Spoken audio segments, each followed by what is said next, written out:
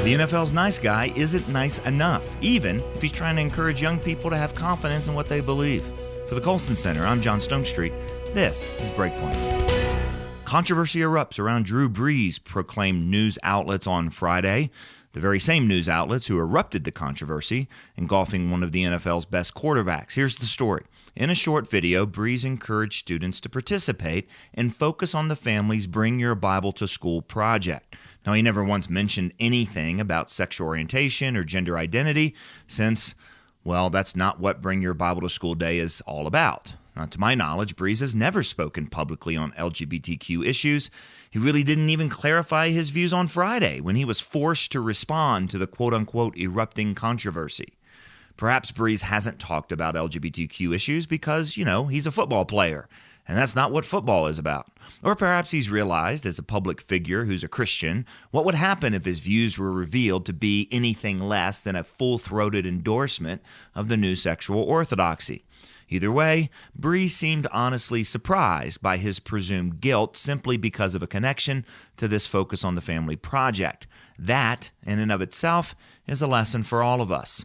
Theologian N.T. Wright suggests that Christians need to ask the question, what time is it? Meaning that Christians should understand where they are in redemptive history, within the overarching historical framework the Scriptures present from creation to new creation.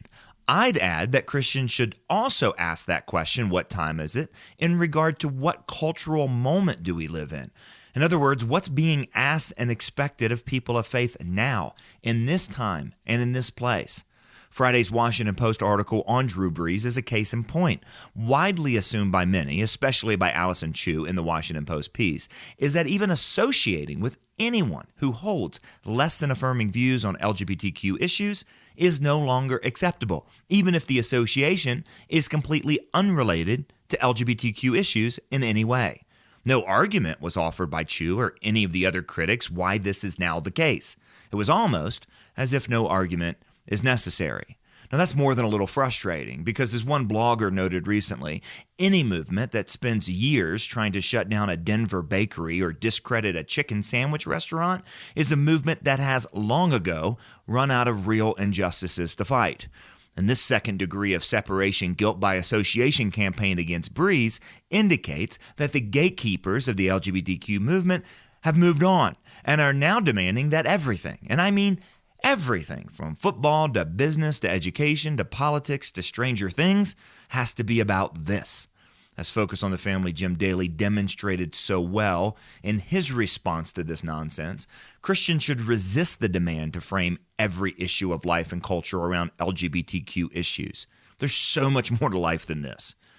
It's strange that Christians are constantly being asked why we spend so much time talking about sex. We're not the ones turning reality upside down, making this the one issue that every other issue has to be about. And yet, on the other hand, as Mr. Brees certainly found out, we won't be able to always sit this one out. If you're even perceived as being on the quote-unquote wrong side of history, it's not going to matter how nice you are. That means that in this time and in this place, we'll have to be ready to speak to those issues whenever appropriate or whenever unavoidable. Christian, what time is it? Well, it's post-sexual revolution time. It's a time in human history in which nearly everything about life and our life together, from our understanding of right and wrong to our understanding of what it means to be human, has been reimagined along the lines of sexuality. Now, if you were Drew Brees, targeted because of a completely unrelated story about your opinion on homosexuality or gender, what would you say? Too many Christians are unprepared for tough questions like this that, like it or not, are inevitable in this time and in this place. But there are answers. And last week, the Colson Center launched a brand new video series to help. It's called What Would You Say? And it provides understandable, repeatable, and convincing answers to the hardest cultural questions. New videos will be posted every week at whatwouldyousay.org. That's whatwouldyousay.org. For Breakpoint, I'm John Stonestreet.